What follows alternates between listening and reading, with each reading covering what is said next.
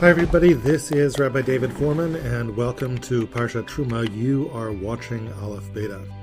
This week and next week, I want to take you into the Mishkan. It's a journey, I suppose, for myself as much as it is for you.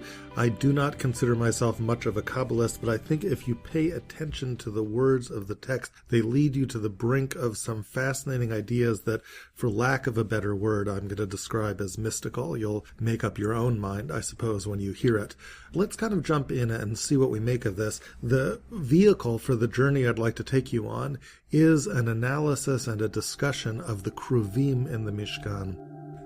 According to the biblical text, there were these angelic figures, cherubs, that appear several times in the Mishkan. Now, most famously, they appear in this week's Parsha on the Ark of the Covenant. The Ark of the Covenant had a cover known as the kaporet. It was a solid gold cover, and out of one chunk of gold, there was supposed to be fashioned these angelic images of these two keruvim, almost like children with their wings arching out towards one another, providing a kind of sheltering presence over the Aron, over the ark itself. It was from between these keruvim that the voice of God would speak to Moses once the tabernacle was constructed.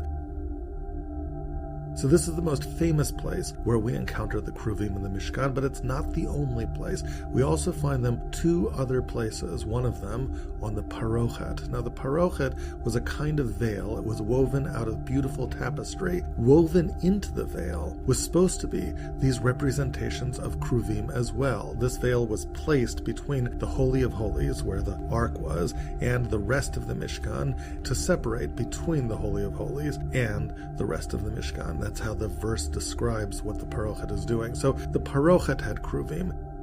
And then one more place you encounter the keruvim, the Uriot. There were these curtains that formed a kind of roof of the Mishkan. They draped out from the roof over onto the sides of the walls. In the tapestry for these curtains, there had to be keruvim inlaid in them as well. And the question is why? Why are there keruvim in the Mishkan at all? And why are they, in particular, in these three places in the Mishkan?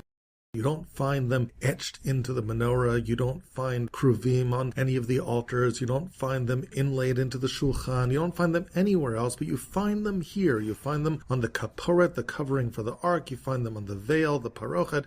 You find them on the Uriot. Why are they here in the Mishkan, and why are they here in these three particular places? This is the mystery that I'd like to use to begin our journey into understanding the Mishkan from a whole new perspective. Any discussion of the keruvim in the Mishkan, I think, would have to take some account of the last time we've met keruvim. We really only meet them one other time in the entire Torah.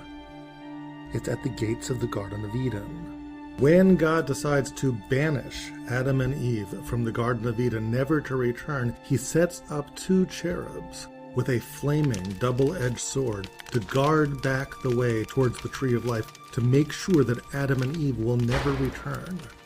And it would seem that in some way there must be a connection between those cherubs at the gates of Eden and the cherubs here in the Mishkan.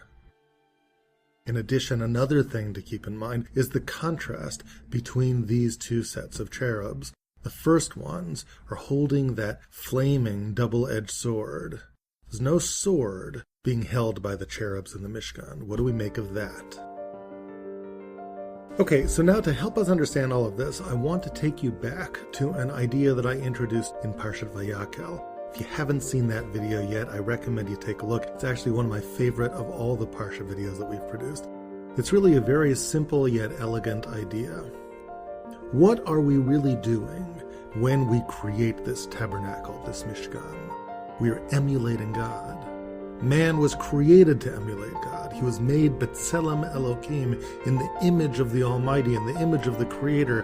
But what does it mean to create like God created? Well, let's ask, what did God create? God made a world for us, a universe for us. God carved out a little bit of everything and made a little apartment specifically for us. God lives in the world beyond our own, in a world beyond space and time, in some world that we can't understand. And God carved out a little piece of that so that the one that he could love would be able to live. And we in turn reciprocate by creating an environment for him, a little apartment in our world. We take our everything, the world of space and time that we call the universe, and we carve out a little space, and we build it, and we call it a Mishkan, a place that God can be. That's how we reciprocate God's great act of love. And in order to make that apartment work, we too have to abide by laws. The laws of physics don't make any sense for God. God doesn't need them. God has no use for the laws of physics, but he pays attention to them so that we can have a place to live, and we too abide by godly laws, the laws of Tumah and Tara and Kodesh and Chol, laws that make no sense to us because we want to make an environment that works for God. These are godly laws. We make a space for God, just like God made a space for us. Okay, now let's take off from that idea for a moment. If the Mishkan is really intended to be the place that we make for God in this world, then it has a prototype, doesn't it? Because the world once had a place like that. It was the Garden of Eden. Why indeed was the Garden of Eden called a garden? A garden is a little cultivated place that the master of the garden makes for himself, for his own enjoyment. Eden was God's garden in our world. Back in the original garden, when Adam and Eve hear the voice of God strolling through the garden in the afternoon, what kind of imagery is that?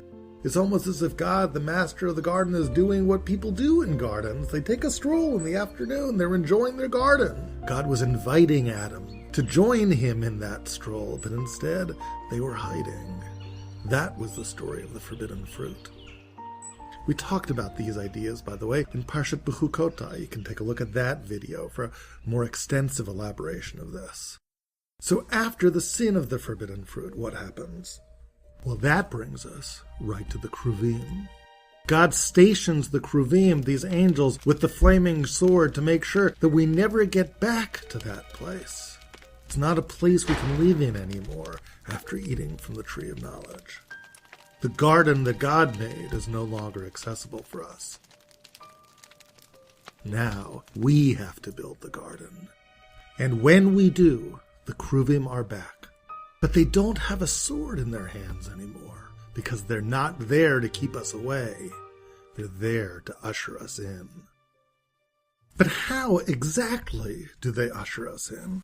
That brings us to the 3 times the keruvim appear in the Mishkan. The curtains, the veil, and the covering for the ark. What are all these things?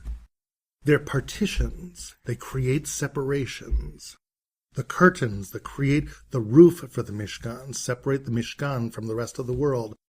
The parochet separates the Holy of Holies from the rest of the Mishkan. And the kaporet, the covering for the ark, separates what's inside from what's outside, from the rest of the Holy of Holies. Now ask yourself one final question. 3 partitions that separate. If that's what we make when we create an apartment for God, what did God do when he created the apartment for us? The apartment for us was the universe itself.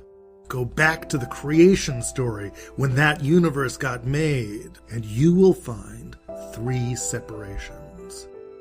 Vayavdel Elokim bein ha'or bein ha'choshech. First, God separates between light and darkness. Then, God separates between waters to create air, to create sky.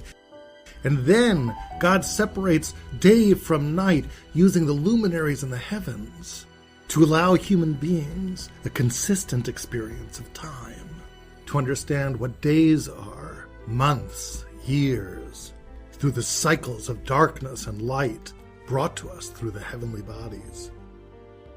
God made 3 separations to set up our world. We make 3 separations to set up the little world that we're making for him. And isn't it interesting that on each of these partitions that we create, we meet keruvim, the angelic beings that were part of a 4th separation in creation, a separation that shouldn't have been there, a separation that locks us out of God's world forever, locks us out of the garden. The instruments of that very separation, the keruvim with their flaming sword, they show up one more time, but without the sword, ushering us back in to this garden that we create for God. The keruvim bring us through the partitions, from one separation, the curtains, to the other, the parochet, to the kaporet, where we finally encounter the voice of God itself. It's the voice we human beings have a faint memory of, going all the way back to the original garden. When Adam and Eve encountered God in the garden, how did they encounter him? Vayishmu et kol Elokim mithalech bagan l'ruach hayom. They heard the voice of God walking through the garden in the afternoon. The keruvim bring us back there. They bring us home. All of this, I think, is just a taste of the secrets that the keruvim and the three separations that they adorn hold for us. I invite you back next week as we continue the journey into unraveling their secrets.